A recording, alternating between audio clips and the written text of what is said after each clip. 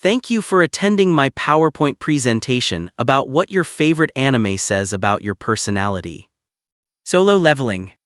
If your go-to anime is Solo Leveling, you probably like to tell people that you're all about that grind set. You claim you relate to Sung Jinwoo because you value self-improvement, hard work, and leveling up in life. You like to think of your daily gym routine or your study habits as a literal quest log, and you're just a humble protagonist working your way up from E rank to S rank.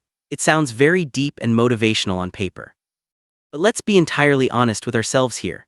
You don't actually care about the poetic beauty of self-growth. You're not watching this for a masterclass in character development. You're watching it because you want to see someone become absolutely, ridiculously overpowered. You don't want a fair fight. You want a complete and utter beatdown where the main character casually bullies his opponents without breaking a sweat, all while a chorus of shadow soldiers hypes him up from behind. In fact, your favorite part of the entire show is when the side characters are forced to stand there with their jaws on the floor, realizing how pathetic they're compared to the protagonist.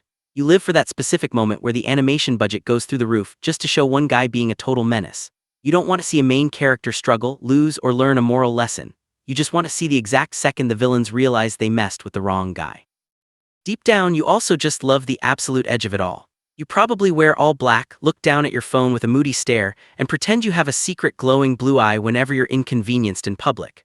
You like the idea of being a lone wolf who doesn't need anyone else, even though in reality, you'd probably be the guy screaming and crying in the double dungeon during episode 1. At the end of the day, being a solo leveling fan just means you are obsessed with aura farming. Your true personality trait is wanting to walk into a room, have the lights dramatically dim, and possess so much pure, unadulterated swagger that everyone else immediately folds. You don't want to level up to save the world. You just want the absolute satisfaction of looking down at your haters and saying, "Arise." Jujutsu Kaisen. If you claim Jujutsu Kaisen is your favorite anime, you're probably trying to convince everyone that you appreciate deep, complex power systems and dark, gritty storytelling. You love talking about the intricate mechanics of domain expansions and the philosophical weight of life. To the outside world, you want to be viewed as anime fan who enjoys high-stakes strategy and elite-tier animation. But let's strip away the cursed energy for a second and look at the real symptoms.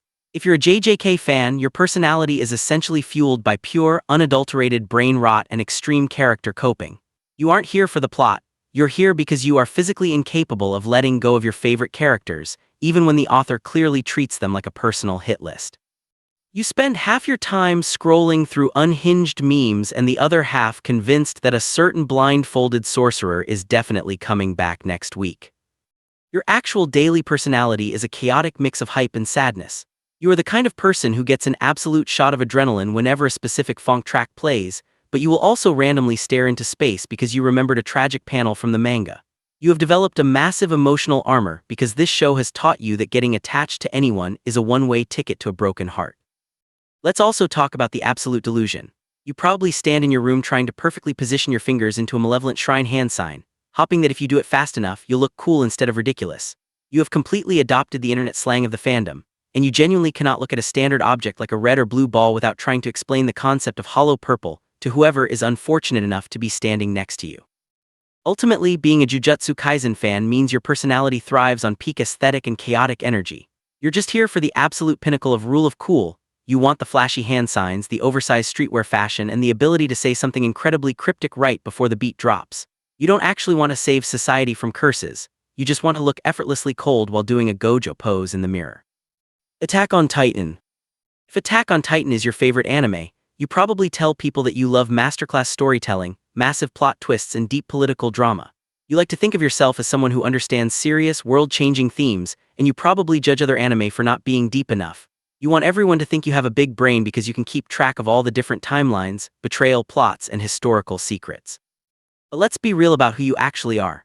If you love this show, your personality is basically just 100% stress and trust issues. You have spent years watching every single character you ever liked get crushed, eaten, or betrayed. You can't even enjoy a peaceful moment in life because you are constantly waiting for a giant wall to kick down and ruin everything. You don't want a normal, happy story. You are secretly addicted to the emotional damage. In fact, you have a very weird obsession with sadness and betrayal. You are the kind of person who actually likes the idea of making the ultimate sacrifice for the people you love, even if it completely backfires. You find a strange, twisted beauty in the concept of giving up everything for your friends, only for the world to move on without you anyway. The absolute peak of your emotional damage is how you handle the ending of the story. You are still completely heartbroken over the fact that the main character sacrificed his entire life, turned into the ultimate villain, and died to save the girl he loved, only for that same girl to move on and marry another guy with a horse face later on. You look at Mikasa ending up with Jean and you just sit there staring at the wall, questioning why you ever invested your feelings into romance in the first place. At the end of the day, being an Attack on Titan fan means you love a good debate, but you are also a little bit dramatic. Your true personality trait is that you can't make up your mind about who the good guys or bad guys are, so you just shout Sassy Joe to feel alive. You don't actually care about solving world peace. You just want to listen to epic heavy metal music while crying over a fictional guy who got left in the past while his girlfriend moved on. One Piece. If One Piece is your favorite anime, you want everyone to know that your personality is defined by unmatched loyalty. You view your fandom as the ultimate badge of honor, and you love telling people, just watch it, it gets really good around episode 400. You like to think of yourself as a deep, patient thinker who appreciates a massive world where every single tiny detail from 10 years ago was perfectly planned ahead by the author. But let's be real about what 1,000 episodes actually says about you. You have a serious problem with letting things go. Your level of dedication isn't just fandom, it's practically a second job. You have invested so much time into this story that you are legally trapped. You physically cannot quit now because you've already spent months of your life watching a rubber boy punch people. You are stubborn, and you will defend this show with your life just to prove your time wasn't wasted. This endless dedication also means you have a massive fear of commitment in real life, because all of your commitment is currently being held hostage by a pirate crew. While normal people are out here planning their careers or managing relationships, you are tracking the historical lore of a fictional world.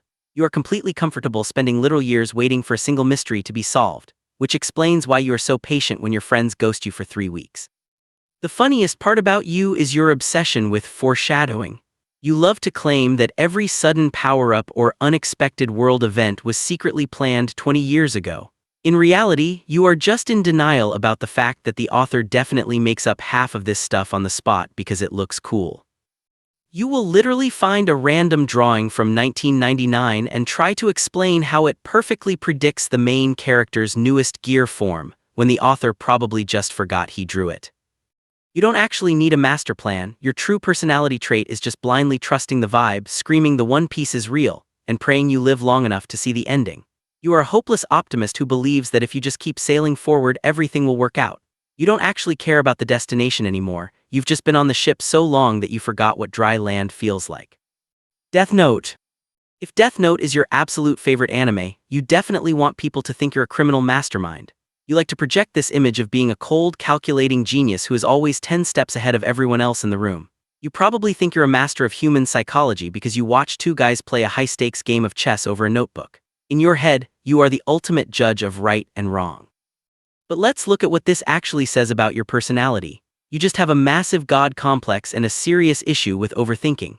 You aren't actually a genius solver of world problems. You're just the type of person who gets into a minor argument with a classmate or coworker and spends the next 3 hours planning their absolute social destruction in your head. You don't want true justice, you just want the power to dramatically write someone's name down when they take the last slice of pizza. Your actual daily routine involves making the simplest tasks look like a matter of life or death. If you have to study for an exam or write an essay, you don't just sit down and do it like a normal person.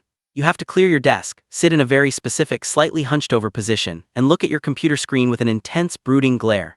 You are completely addicted to the aesthetic of being a lonely genius working under pressure. This also means you are secretly incredibly suspicious of everyone around you. If a friend unexpectedly buys you a coffee or compliments your outfit, you don't just say thank you. You immediately run a full mental simulation trying to figure out what their hidden motive is, whether they're secretly trying to trap you, and how you can counterattack. You live your life like there is an internal soundtrack playing dramatic choir music behind every single choice you make. Ultimately, being a Death Note fan means your true personality trait is being incredibly petty and overly dramatic. You are the kind of person who eats a potato chip and tries to make it look like a cinematic masterpiece. You don't actually want to change the world. You just want to sit in a dark room, eat apples, laugh maniacally to yourself, and pretend that your everyday laziness is actually just you biding your time. Blue Lock. If Blue Lock is your favorite anime, you probably tell people that you are a highly competitive person who understands the true psychology of sports. You like to think of yourself as a modern, forward-thinking athlete who realizes that old-school ideas like teamwork and the power of friendship are holding everyone back. You want to come across as a fierce winner who values excellence and pushing past human limits. But let's be totally honest about who you are. If you love this show, your personality is just incredibly toxic and aggressively selfish. You are the guy in gym class who refuses to pass the ball because you genuinely believe you are the main character. You don't actually want your team to win a normal game, you want to completely destroy your opponents, devour their talent, and watch the despair in their eyes while you celebrate by yourself. The funniest part about you is how much you love the absolute edginess of this show. You are watching a sport that is supposed to be about kicking a ball into a net, but you're treating it like a dark fantasy horror. You are obsessed with the fact that these teenagers aren't just playing football, they are literally sprouting black puzzle pieces out of their heads, glowing with dark fire, and turning into terrifying, soul-crushing monsters on the pitch. This means your real-life personality is probably a nightmare to deal with whenever a board game or a casual video game comes out. You don't know how to just have fun with your friends. If you lose a match in FIFA or a game of Uno, you don't just say good game. You sit there silently staring at the floor, plotting your ultimate revenge, and convincing yourself that this loss is just the necessary fuel to awaken your true, dormant ego. At the end of the day, being a Blue Lock fan means your true personality trait is just being a professional hater with a massive ego. You love the drama, you love the insults, and you are constantly trying to look for your own chemical reaction in everyday situations. You don't actually care about the beautiful game of football, you just want to look at your best friend, call them unpolished trash, and let your inner demon take over because they missed a pass. Mushoku Tensei. If Mushoku Tensei is your favorite anime, you love to tell people that you are a true connoisseur of the isekai genre. You claim you appreciate it for the incredible world building, the top-tier animation, and the realistic slow-burn character redemption arc. You want everyone to view you as a mature anime fan who understands that a story can start in a very dark, uncomfortable place and gradually turn into a beautiful masterpiece about a second chance at life. But let's stop pretending and address the massive elephant in the room. If this is your favorite show, you're almost definitely a bit of a closet pervert yourself, and you get incredibly defensive about it. The moment anyone calls the main character, Rudius, a creep, you immediately lose your mind and start writing a whole essay defending him. You will look a real human being in the eye and try to explain how his terrible behavior is completely justifiable because of his past life trauma. Your actual daily personality is built on a mountain of double standards and very aggressive debate tactics. You are the kind of person who browses anime forums looking for a fight, completely armed with deep lore explanations just to prove that a character sniffing a pillow is actually essential to the plot. You have trained yourself to ignore the absolute weirdest moments in television history, to the point where your moral compass has basically been replaced by a fantasy map. And let's talk about the absolute delusion regarding relationships. 3 wives, really? You will look at a literal 3-way marriage and try to write a thesis paper on how it represents a beautifully complex family dynamic. In reality, you're just masking your own wish fulfillment fantasies under the guise of peak writing. You don't want a realistic romance, you just want to see a guy get rewarded with a full harem for doing the bare minimum of human decency. Ultimately, your true personality trait is just being the ultimate king of making excuses. You claim you are watching a deep story about human growth, but you're also secretly cheering when the main character gets away with being completely unhinged. You don't actually care about the deep lore or the magic systems of the fantasy world. You just want to escape reality to a place where you can be a total weirdo, get rewarded for it, and still have your internet fan club defend your honor in the comments section.